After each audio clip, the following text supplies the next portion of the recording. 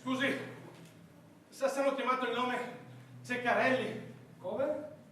Dico, hanno chiamato forse il nome Ceccarelli? Ceccarelli? Sì, Ceccarelli. No, non è stato. Per fortuna ho fatto in tempo. Però hanno chiamato Cecchitelli. Come? Dico, hanno chiamato Cecchitelli. Ma io non mi chiamo Cecchitelli. Sì, lo so, lei si chiama Ceccarelli. E allora, perché scusi, mi dice che hanno chiamato il nome Cecchitelli? Perché spesso le infermiere non riescono a leggere la grafia della ricetta, cioè la grafia dei medici, che scrivono così male che il nome Ceccarelli può benissimo essere letto Cecchitelli. Ma lo sa che ha ragione. Sì, lo so. Allora, sono stato chiamato. Veda. No, non lo faccia per carità. Come scusi? Dico, non bussi, aspetti che esca l'infermiere. Sì, forse ha ragione. Sa, nel trambusto non mi sono nemmeno presentato. Ceccarelli. Già, questo nome ormai lo saprà a memoria. No, che me lo sono scritto sul mio taccuino. Stavo scherzando. Ma lo sa che è proprio divertente lei. Sì, lo so. Lo sa.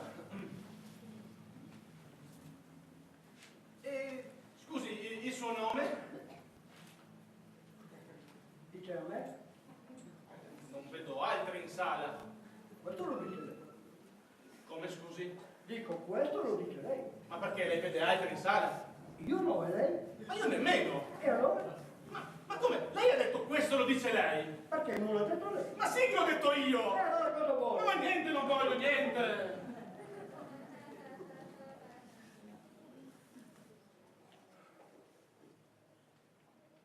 Scusi, ma cosa sta facendo?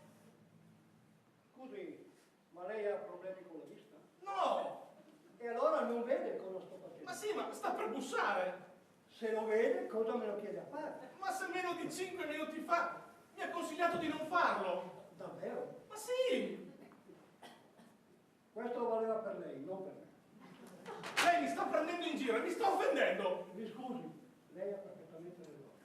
La mia è stata una mancanza di rispetto nei suoi confronti. Prego. Prego, la prassi e prassi va rispettata. Prima busserà lei, poi busserò io. Ma che fa? Continua a prendermi in giro? Ma no, se anche questo le dà fastidio, busseremo insieme.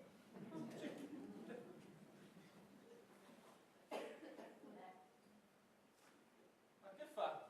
Lei non bussa più? Sa, forse è meglio aspettare che per l'infermiere. Beh, io busserò lo stesso. Se fossi lei non lo farei. Ma lei non è me e io non sono lei. Ha perfettamente ragione, ma scommetto che è la prima volta che lei viene in questo ambulatorio. Sì, è la prima volta. Allora lo conoscerà il dottore. No, non lo conosco.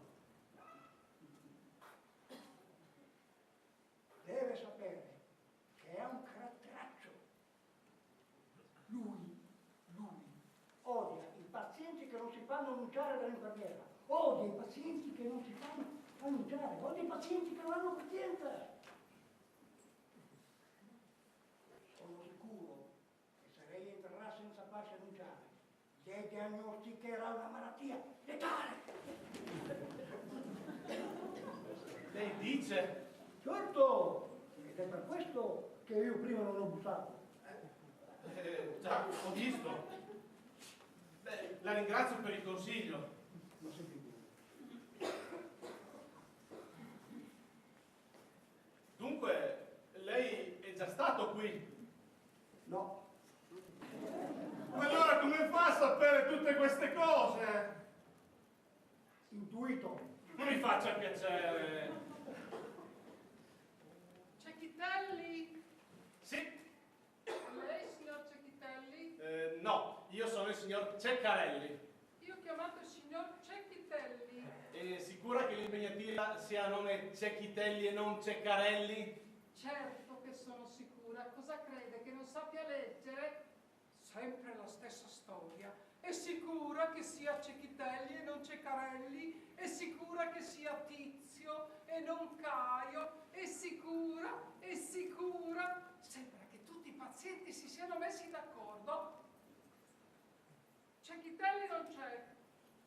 Bernini non c'è. Ceccarelli? Eccomi. Prego, si accordi.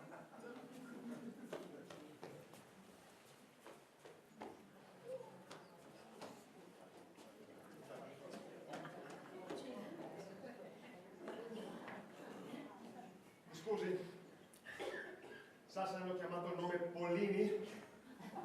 Polini? Sì, Pollini. No. Meno male, pensavo di essere in ritardo. Però hanno chiamato Bernini. Come?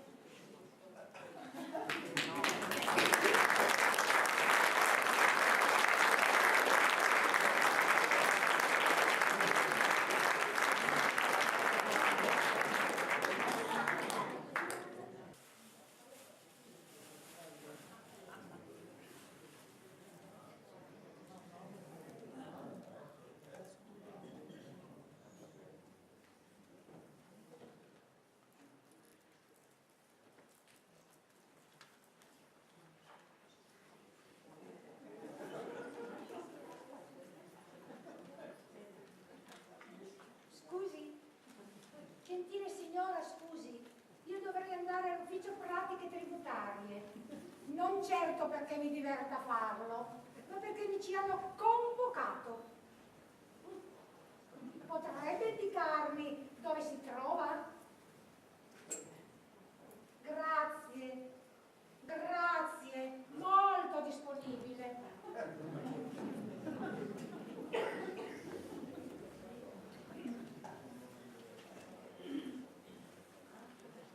Ma cos'è?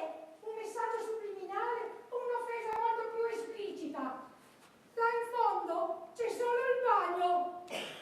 Io le ho indicato l'orologio che segna le ore 8 e 25 minuti primi.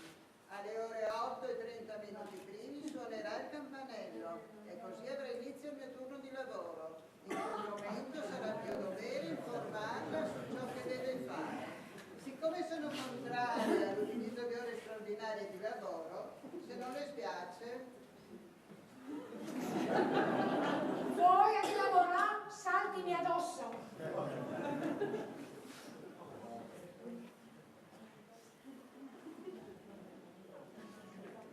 Che poca gente che c'è. Non ci sarà mica lo sciopero. Le dirò, non vedo il cartello che preannuncia un'astensione al lavoro. E visto che il cartello è l'unica differenza per capire quando questi lavorano e quando fanno sciopero, credo proprio che oggi sia una giornata lavorativa. Anzi, dovrebbe incominciare tra pochi minuti, quando suonerà il campanello.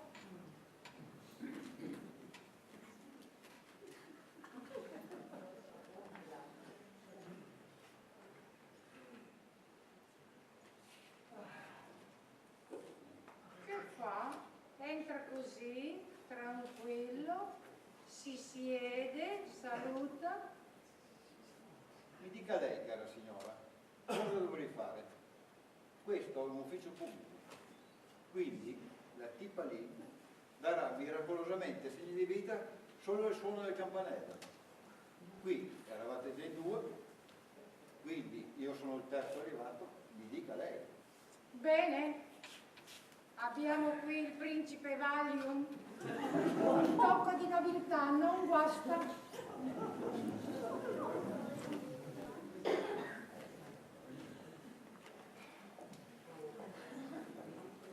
Guarda, è già pieno di gente.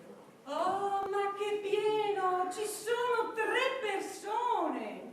E non è detto che vadano tutte dove dobbiamo andare noi. Tutta la mattinata. Ci vorrà tutta la mattinata per uscire da questo posto. Tu e i tuoi vestiti. Ma che tutta la mattinata. E poi, quando si viene in questi posti, l'abbigliamento è fondamentale. Dobbiamo dare l'idea delle persone che non hanno molti soldi, ma che sono oneste e serie. E lo si capirebbe da quest'abito tutto stracciato. No, ma che tutto stracciato? Giusto qualche toppa, qua e là, che lo fa anche più vissuto. Segno di persona che tiene alle tradizioni, ai valori.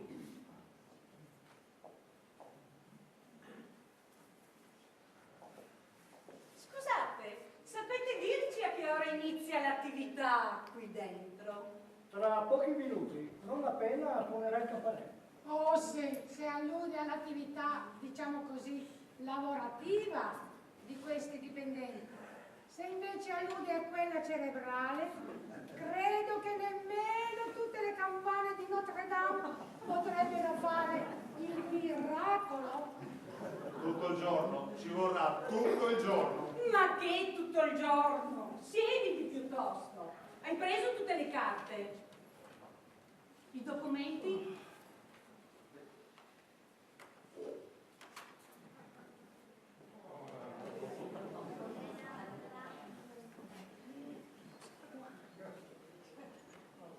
Prego. Grazie, molto gentile, ma preferisco rimanere in piedi. Il principe Valium ha avuto una botta di vita? Lei è un principe? Certo, vede cara signora. Signorina, sono ancora signorina.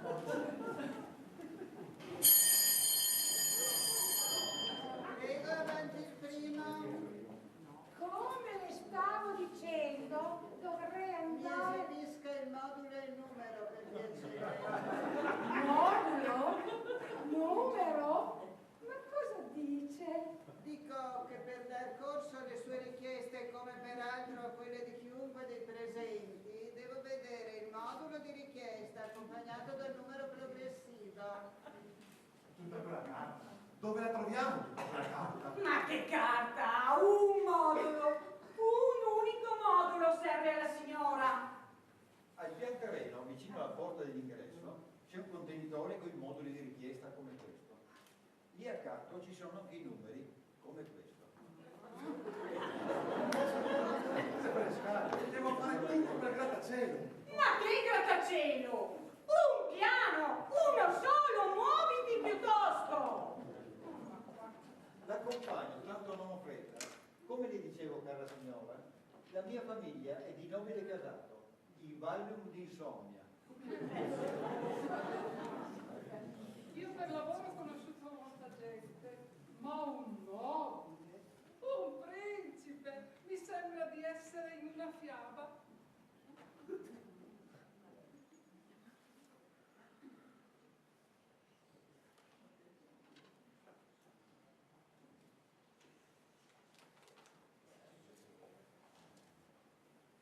Scusi? Come le sembra il mio abbigliamento? Rendo vero l'idea della donna di ceto medio borghese. Mi esibisca il modulo e il numero, per piacere. Scusi? Ho detto modulo e numero, altrimenti non posso soddisfare la sua richiesta. Ma che richiesta? Le chiedevo un parere sul mio abito. Signora, da quando è suonato il campanello è iniziato il mio turno di lavoro e tutto quello che io posso fare dunque è lavorare. Ora, siccome le mie mansioni consistono nel dare delle risposte, se lei ne ha bisogno, mi esibisca il modulo e il numero, per piacere. Ma guarda questa!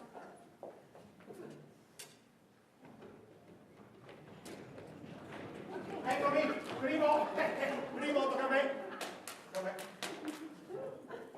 Bravo, bravo! Vantati pure! Sai benissimo che ero io la prima! Ti sei messo a correre e a spingere! Che galantuomo! Che classe! Non è mica colpa mia se con quelle gambettine fa 1 metro ogni 3 passi.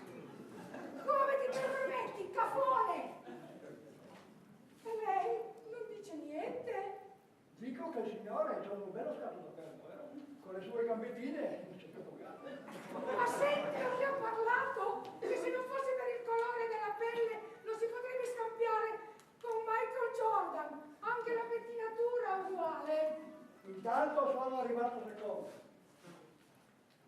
Regia signora, mando alle ciance, questo è il mio numero, questo è il modulo, ci dica dove dobbiamo andare. Le dico che deve tornare a Pianterreno e prendere il numero di colore verde, quello che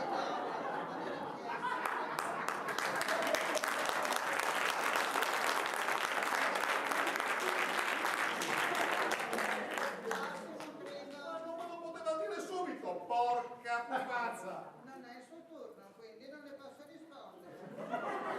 Per piacere, torna giù e prendi il numero giusto! Non si preoccupi, signora, con quelle sue lunghe gambone ci metterà un minuto solo. Per l'ufficio reclami e protesti, va bene? Non è il suo turno, quindi non le posso rispondere. Prossimo, prego.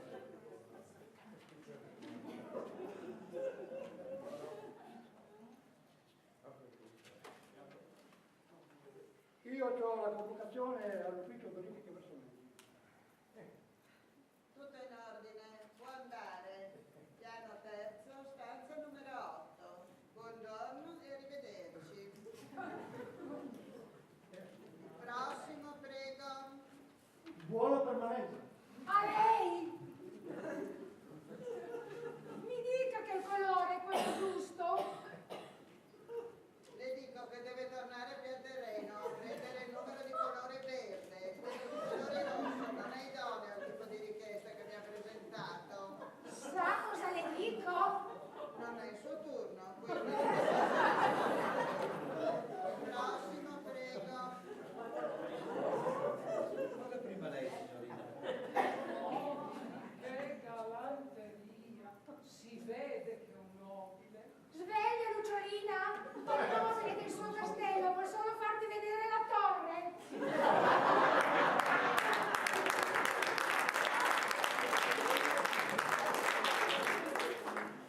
No, anche il castello. Altro che fiaba, mi sembra di vivere un sogno.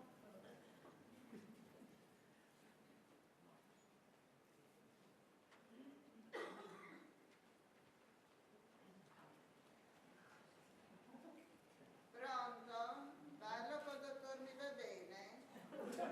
Sono l'impiegata addetta allo smistamento delle pratiche. Ho qui davanti a me l'assistente sociale. Ah, la mando direttamente da lei. Buongiorno, grazie. Il dottor Mi va bene, l'aspetto nel suo ufficio. Piano quinto, stanza 5. Buongiorno, arrivederci. Grazie. Il prossimo, prego. Ci rivedremo. Ci mancherebbe. Volevo dire, cara signorina, che non possiamo sfidare il destino che tanto ha fatto per farci incontrare. Dobbiamo sicuramente rivederci. Mi dia il suo numero che stasera la chiamo.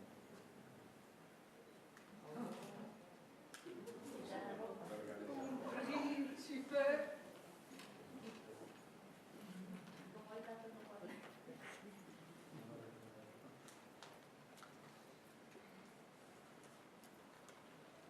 Tutto in regola, può andare. Del resto qui ci passa quasi più tempo lei di me. La strada già la sa. Certo.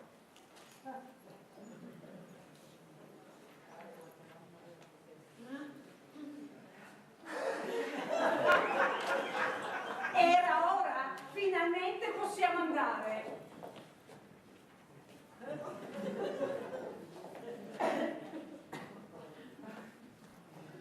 Mi scusi, è stata convocata anche la signora?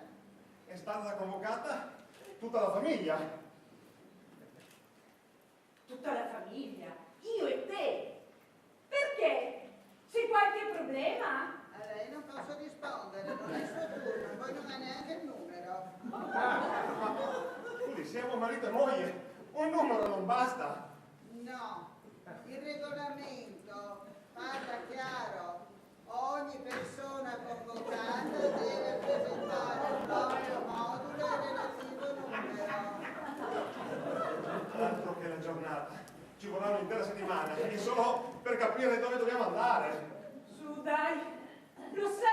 questi posti così. Fai ancora un piccolo sforzo e torna giù. Ma che piccolo sforzo! Avrò già fatto 5.000 gradini! Ho già perso 4 kg, porca pupazza! E va bene, visto che sei una lamentela continua, andrò io a prendermi il numero. Può aspettarmi un attimo? Non è il suo turno, quindi...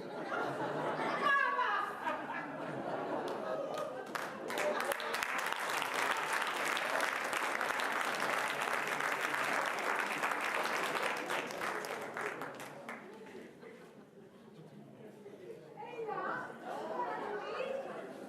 Vedo che la corsa su e giù per le scale è uno sport molto praticato in famiglia. Allora che si fa? Tutti fermi qui? Non è il suo turno, quindi non le posso rispondere. Che pizza con sta storia! Ma che è questa? Un disco infilato da qualche parte che al suono del campanello comincia a girare e la fa parlare. E lei non va avanti? Non è il suo turno, quindi non le posso rispondere. Esilarante, simpatico, quasi quasi le auguro un attacco di diarrea. Ma si controlli, signorina Garmicotis, che se le va al sangue la testa non è bello vedere una specie di ET rosso. Ma lo sa lei? Lo sa lei che il terzo piano non esiste nessuna stanza numero 8? Lo sa? E quindi non esiste neanche l'ufficio verifica vestimenti? Da solo ho dovuto cercare questo maledetto ufficio. E ci ho messo anche un sacco di tempo, ci ho messo. Ma si può sapere come ci sta a fare lei qui? Non è il suo turno, quindi non le posso rispondere. Ma io l'ammazzo!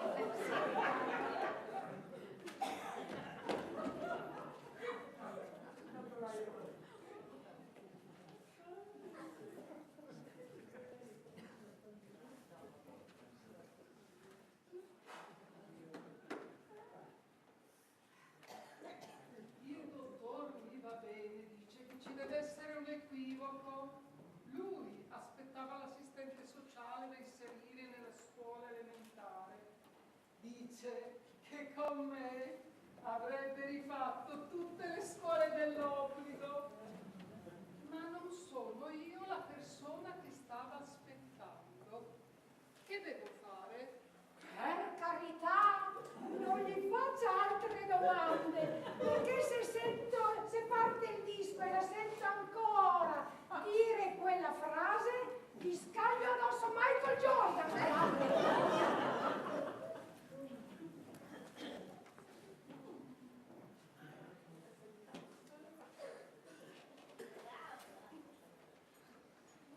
Un salasso, un furto, una rapina.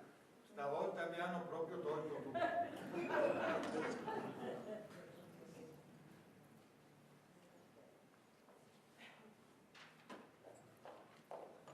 Eccomi qua, a scanso di equivoci ho preso tutti e due i numeri. Adesso tocca a noi, siamo stati convocati.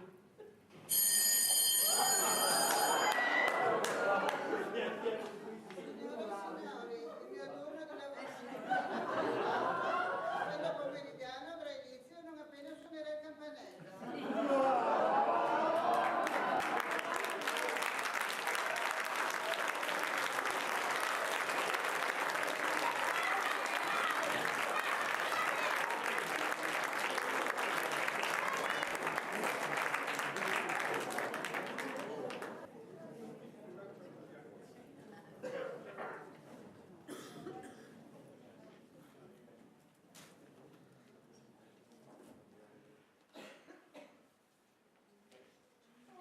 Mia moglie ama molto la bicicletta, cioè l'ama in funzione di me, e non perché io ci vada e lei si unisca a me quando sono in giro, no. L'ama purché ci vada io. Lei dice, beh, per te, così cali un po' di pancia, se no sei sempre lì sul divano. Fatto sta che invece ci vado io, e anche mai volentieri. Ma voi direte, ma non puoi dirle di no e basta? A voi uomini, avete mai provato a dire di no a vostra moglie su una cosa che ha precedentemente già deciso lei? È meglio buttarsi nel vuoto, no? Immaginate, una domenica di maggio, io spapparanzato sul divano, telecomando in una mano, birra fresca nell'altra, a guardarmi le frasi preliminari del Gran Premio, già pregustando il motomondiale alle 5 e la partita del Milan alla 6. Un filo di bava alla bocca ed ho raggiunto la pace dei sensi. Quando all'orizzonte qualcosa si muove. No, non è un tornado, è lei, è mia moglie, che arriva e mi dice: ma caro, con questa bella giornata, perché non approfitti di fare un bel giro in bici, tu che puoi? Il messaggio arriva forte e chiaro: levati dai piedi che mi intralci. No, io non ci sto. Prendo il coraggio a quattro mani, gonfio il petto come un rospo in amore e convinto le dico: amore, il Gran Premio, almeno le prove. Lei mi guarda e con quello sguardo ad un sopracciglio alzato non mi lascia risposta. Quello sguardo che noi uomini conosciamo benissimo. Quello sguardo prova a ribattere e sei morto. Al che mi rassegno, prendo la bici e parto alla volta della campagna. Le farfalline che volano di fiore in fiore, il profumo dell'erba, un po' di brezza nei capelli. Quasi quasi potrei dire che mi piace andare in bici. Fin quando al 15° minuto un moscerino scende sulla destra, dribbla un calabrone e zac! È dritto nell'occhio. Da quel momento si cambia registro. Una pedalata, un santo, una pedalata. Pedala, pedala, pedala. La temperatura supera i 30 gradi. Sudo come un maiale. Non ho acqua. Inizio ad avere le allucinazioni. I fiori che saltellano di prato in prato. L'erba che fa l'aula al mio passaggio. I sassolini sulla strada mi sorridono. Oh, che simpatici. Intanto un sottofondo, un leggero... Lì per lì non ci faccio caso. Fatto sta che 2 minuti dopo mi ritrovo a far solchi nel terreno per la ruota posteriore. Ho capito, non è giornata. Scendo dalla bici imprecando, mi guardo in giro, perché sono venuto in qua? Il deserto. Prendo il cellulare, non c'è campo. Cerco di tirare giù l'ennesimo santo del paradiso, sperando che almeno lui mi aiuti a spingere la bici. Ma solo, pian piano ritorno all'abitato. Ormai stremato, mi accorgo di essere vicino a casa perché sento quel suono ininterrotto. Ma amore, quanto tempo sei stato fuori? Dov'eri ieri pensiero? Non faccio in tempo a prendere fiato e a guardarla supplicante, che lei riprende seria. E mi raccomando, aggiusta subito la bici e sii pronto per le 7 che ci sono a cena i miei. Io prendo la bici e quel poco di coraggio che mi avanza e mi appresto in garage a ripararla. La camera d'aria è un inferno. Non si fa toccare, sarà perché è donna. Fatto sta che dopo un'ora riesco nella mia impresa. La sollevo come Dino Zoff alzò la coppa nel 1982. Poi mi accorgo che sono passati 30 anni e sono una bicicletta. La rattoppo ed ho finito, dico io. Faccio per entrare in casa per godermi finalmente la meritata doccia. Mia moglie matematicamente sulla porta e mi aspetta e mi dice: vorrei mica entrare con quegli abiti sudici? Fila in bagno a farti una doccia e mi raccomando, non passare per la camera. Allora, considerando che la doccia e nel bagno in camera, raccolgo la sfida. Inizio a ripassare mentalmente la piantina di casa per trovare la soluzione migliore. Dopo qualche minuto il piano è il seguente. Dopo una breve rincorsa sul vialetto, sullo zerbino staccare un salto in lungo olimpico da 8,79 per atterrare, speriamo, sullo zerbino davanti alle scale. Da lì mi arrampico sulla libreria, meglio sui libri per non sentirla che poi lascio le ditate, e con un balzo alla tazza, grazie al lampadario, arrivo al piano superiore, dove per fortuna mi è stato concesso di mettere la moquette. Da lì riprendo fiato e, sfruttando il materasso mille molle come un tappeto elastico, con un carpiato riesco a entrare nel box doccia in un unico salto. Il piano ormai fatto, penso di metterlo in opera. Prendo la rincorsa quando mi guardo in giro e mi accorgo di essere nudo in giardino. Che capisco che bagno per mia moglie è quello stanzino vicino alla lavanderia e doccia è quel rubinetto di acqua fredda a cui ho provvisoriamente attaccato la vecchia rosetta dell'innaffiatoio. Sta che rassegnato mi avvio e riesco nelle mie abluzioni. Ormai lindo, posso rientrare in casa. Aperta la porta, trovo gli abiti da cerimonia, la tavola imbandita e un po' più in là i miei suoceri sul divano in salotto, già pronti ad aspettare la cena. Mi vesto con la velocità di Brachetti, li guardo, non ho coraggio. Mi ci vuole un minuto, facciamo due.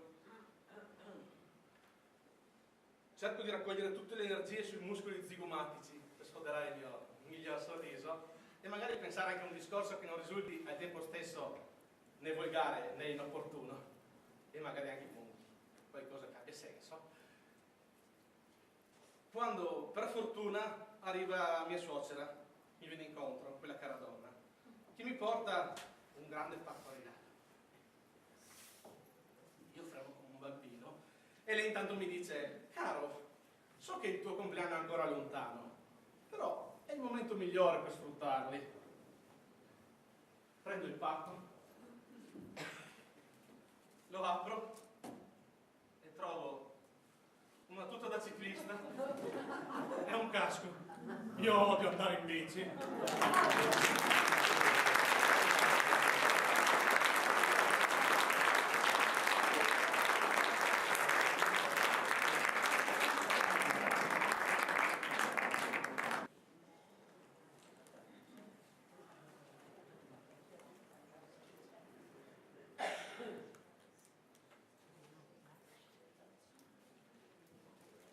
Tutti, almeno una volta nella vita, hanno raccontato o sentito raccontare una barzelletta.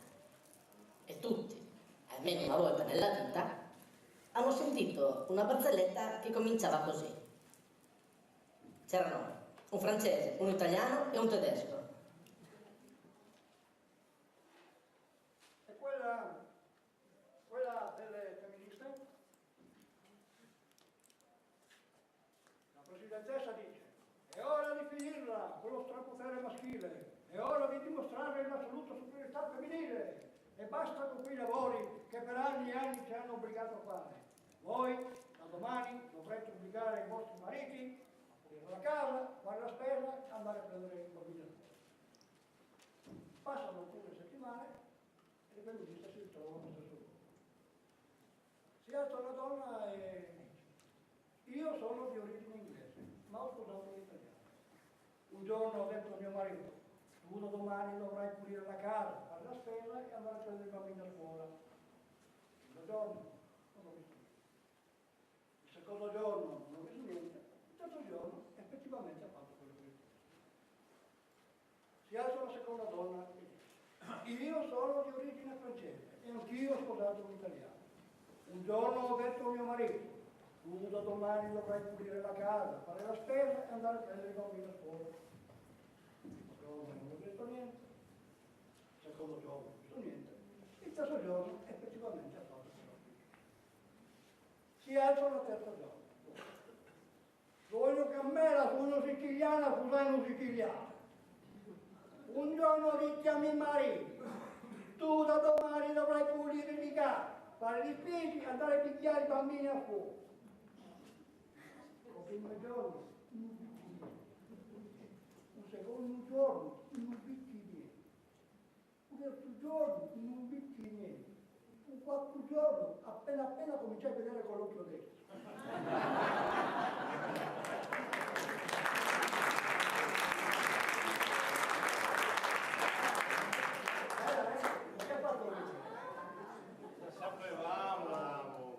Se la sapevate, perché me l'avete fatta raccontare? Io odio quelli che sanno le barzellette ma te le fanno raccontare giusto per farti un piacere. Se non c'è nessuno che ride, che gusto c'è? Ma te l'abbiamo fatta raccontare per passare un po' di tempo. È una noia mortale qui. E poi, secondo me, a barato. Lo vedi? Sta zitto e chi taccia consente ha barato. Ma che altro con questa storia? Guardalo, ma guardalo, legge tranquillo il suo giornale. Ammettilo che hai barato, ammettilo anche davanti a lui. Ma cosa sta dicendo questo? Sai, ogni tanto riprendere. Sei buono, mettiti tranquillo. Ma che metti tranquillo? Ma tu sei contento di essere tedesco? Sei felice di rimanere per sempre tedesco? Beh, io no, non ci sto a fare francese per sempre, specie poi se mi ci hanno costretto con l'inganno. Ma quale inganno? Abbiamo sospettato all'inizio e ha già toccato fare il francese. Staci, no? Ma quelle staci, quei dadi erano sicuramente truccati, ne sono certo. E tu, prova a dire il contrario se ne sei capace. Spiatalo con questa storia che non andiamo a finire di insegnare tra di noi. E poi lo sai come va a finire, no? E poi non ti bastano già quello che ci fanno passare queste situazioni. Io voglio un altro sorteggio. Cosa? Voglio un altro sorteggio! E va bene. E allora facciamo un altro sorteggio. Così forse la finisci di rompere e io potrò leggere il mio giornale. Oh, dove ho messo i dati? No. Niente dadi. Stavolta non mi freghi. Stavolta facciamo la conta, forza! Vabbè, facciamo la conta, dai. Tu non vieni?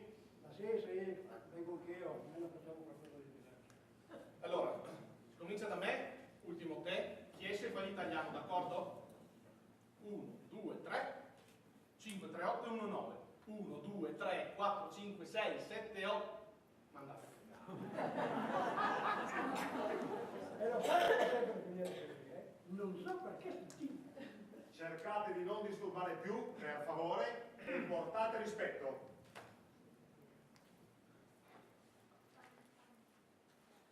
Fa una rabbia, mi fa.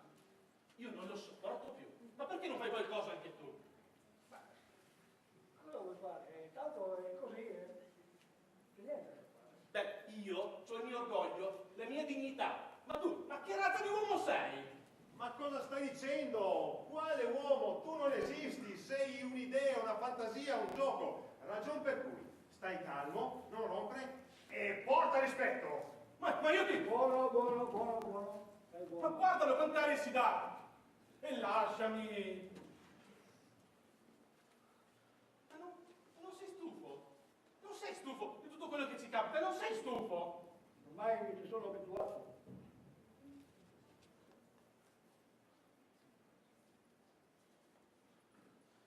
Ti ricordi come abbiamo fatto la primissima volta? Te lo ricordi? Si era detto, fai il francese o il tedesco, chi sa parlare il francese o il tedesco, no? Tanto Beh, io me lo ricordo benissimo, sai? Allora, com'è che io non so una parola di francese? lascia perdere.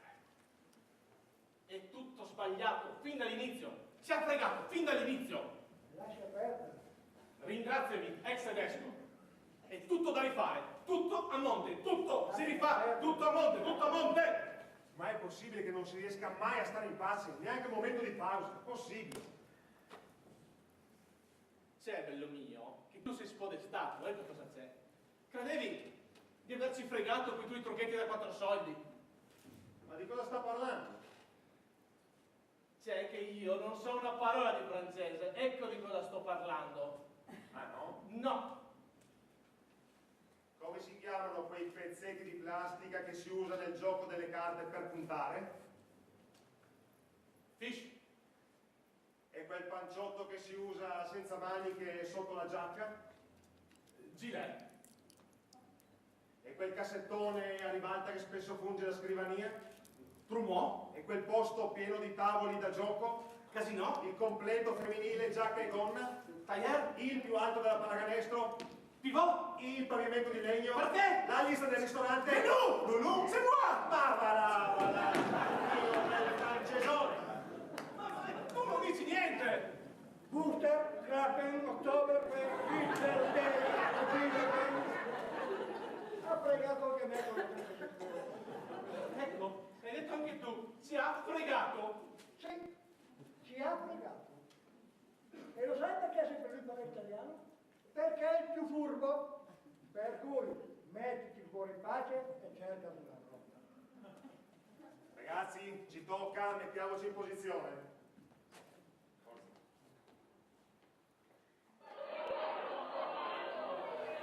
Allora, sentite questo. Ci sono un italiano, un francese e un tedesco, ai quali viene proposta una scommessa. Devono riuscire a resistere una notte intera in una casa infestata dalle formiche. Il francese si fa avanti, sprezzante del pericolo, entra nella casa e chiude la porta dietro di sé. Dopo neanche un'ora, il francese esce e scappa via, urlando, ricoperto da migliaia di formiche. Allora si fa avanti il tedesco, che, sprezzante del pericolo, entra anche lui nella casa e chiude la porta dietro di sé. Dopo neanche un'ora, il tedesco esce e scappa via, urlando, ricoperto da migliaia di formiche. Allora si fa avanti l'italiano, che entra nella casa tranquillo e chiude la porta dietro di sé. Passano le ore, passa la notte. Arrivato il giorno, l'italiano esce fresco e riposato. Ma com'è che hai fatto? Gli chiedono gli altri. Semplice, ho ammazzato una formica e le altre sono andate al funerale.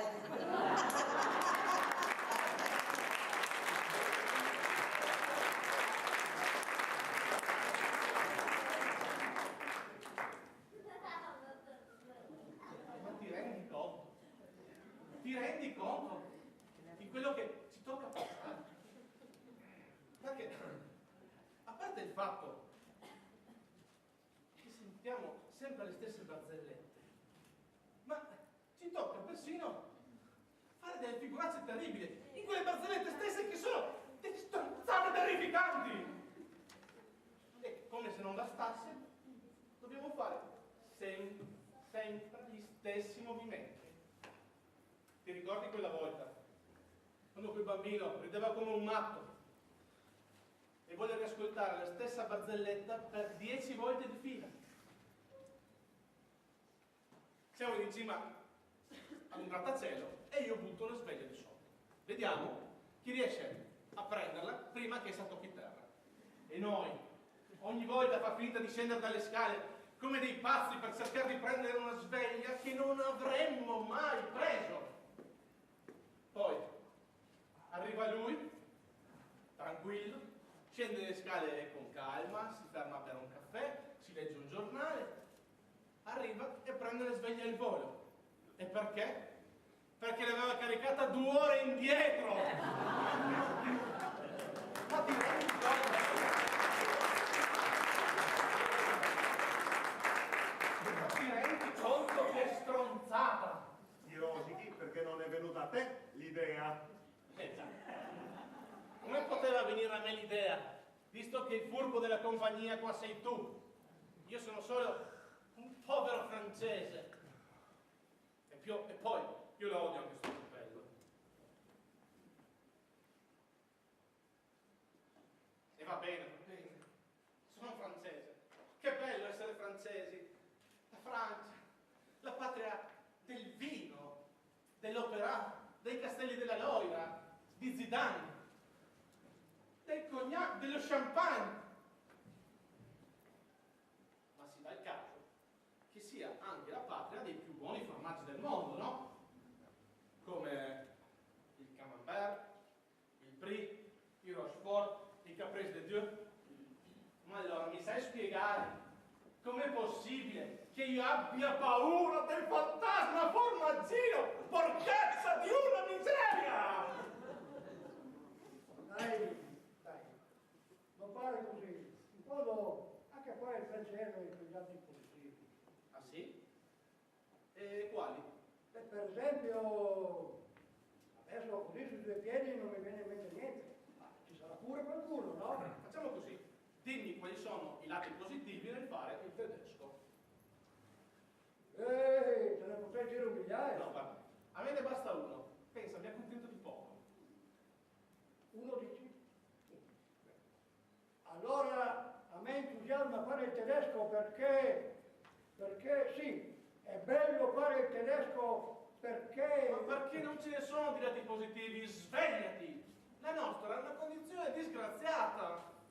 Ma perlomeno quando siamo in pausa... Ma non siamo sempre in pausa, anzi, le pause sono poche rispetto a tutte le volte in cui quel profittatore dice: Ragazzi, ci tocca, mettiamoci in posizione.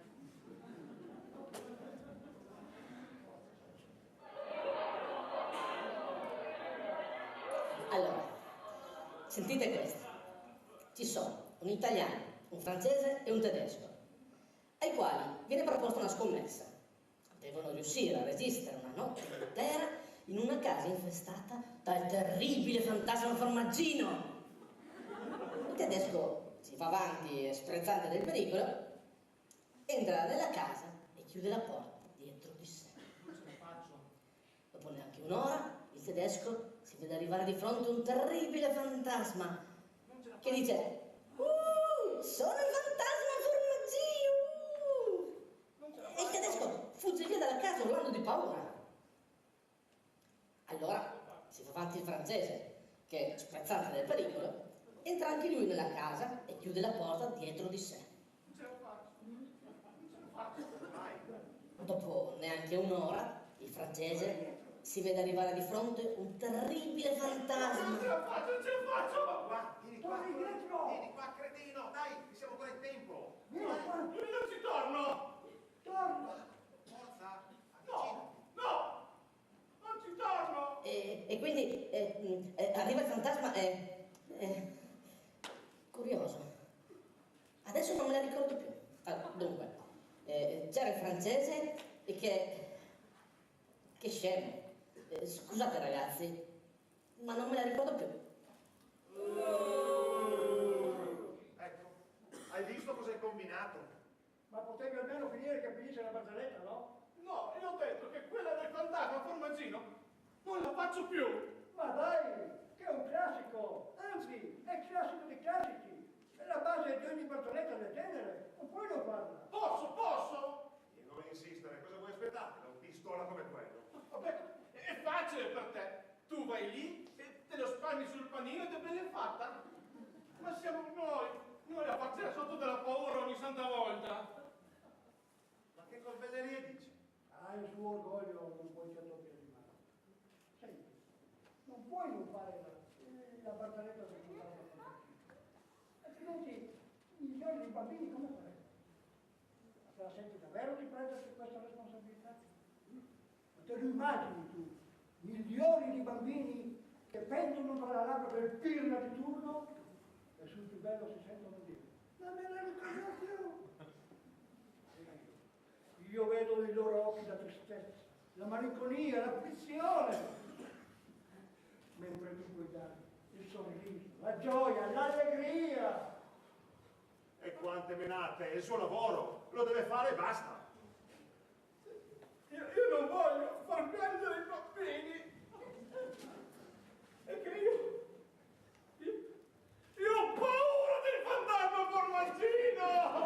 Di tutte le sciocchezze. Dai, che ci sono qua io, dai. Lo so che non volevi fare scendere i bambini. Perché io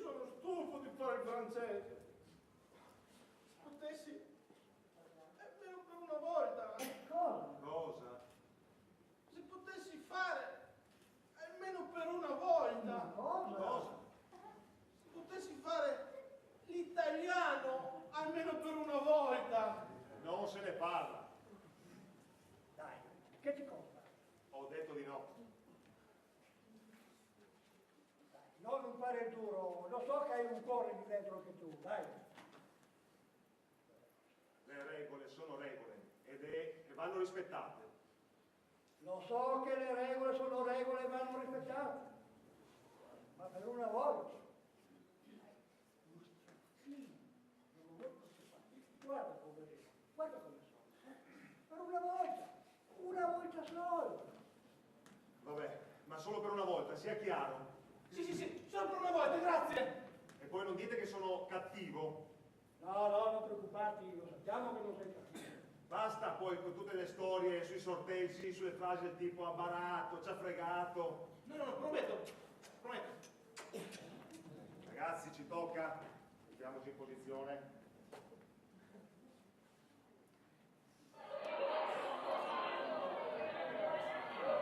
Allora, sentite questo. Il tedesco la mattina riempie il bicchiere di birra e va al lavoro. Il francese la mattina riempie il bicchiere di vino e va al lavoro. L'italiano la mattina riempie il bicchiere di pipì e va alla mula.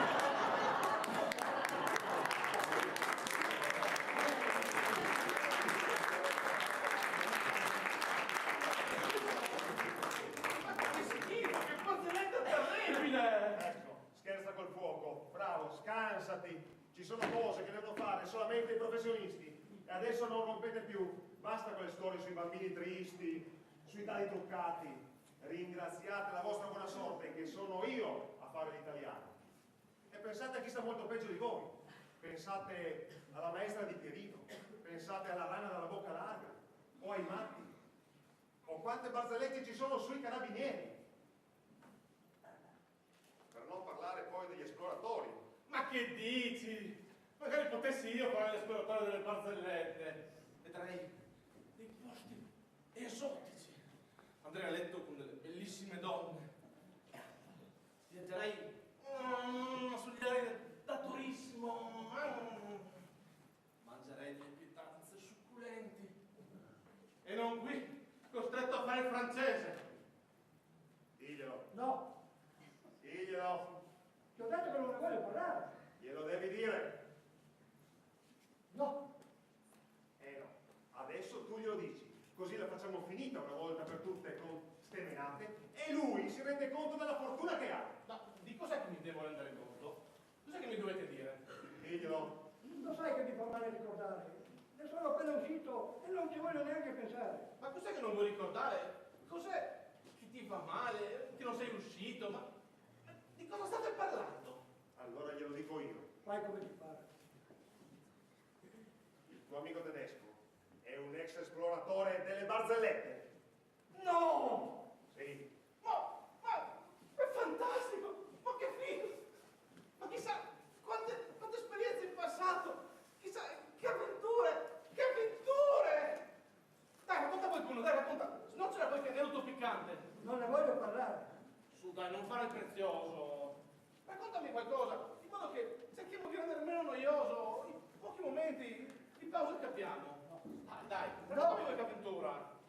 Dai, magari raccontagli l'ultima che hai avuto. Sì, dai, racconta l'ultima. Ma se ne sai, raccontala tu! E va bene, vuoi che te ne racconti una? Ma t'ho avvertito. Te ne racconterò una piccantissima. Ci sono due esploratori che stanno sorvolando il cuore dell'Amazzonia su un piccolo aereo da turismo. All'improvviso l'aereo perde colpi. È successo qualcosa al motore. L'aereo perde quota e va a sbattere contro un grosso albero al centro di una radura. Miracolosamente i due esploratori escono illesi. Purtroppo per loro però l'albero che hanno abbattuto è una specie di totem sacro agli indigeni del luogo, che subito accorrono e li fanno prigionieri. Portati al loro villaggio, il capo gli si fa avanti e dice: voi avete distrutto il nostro albero sacro, io dare a te scelta: volere essere sguardato vivo e due viscere mangiate da formiche rose, o volere bumba bumba? Il primo esploratore, atterrito, guardando un attimo negli occhi il suo compagno di sventura e pensando alle conseguenze poco piacevoli di essere sguardato vivo, esclama: io scelgo il bumba bumba. Tu avere avere scelto Bumba Bumba, disse il capo, e così essere. E allora l'esploratore viene portato dentro una capanna e tutti gli indigeni ad uno entrano e se ne approfittano. Finito con il primo esploratore, il capo si rivolge al secondo e gli fa la stessa proposta. Tu avere abbattuto il nostro albero sacro, io dare dei scelta, volere essere sguardato vivo e 2 viscere mangiate da formiche rosse o volere Bumba Bumba. L'esploratore, avendo ancora nelle orecchie le grida di dolore del suo compagno, esclama senza esitazione: io voglio essere sguardato vivo! Tu volere essere sguardato vivo?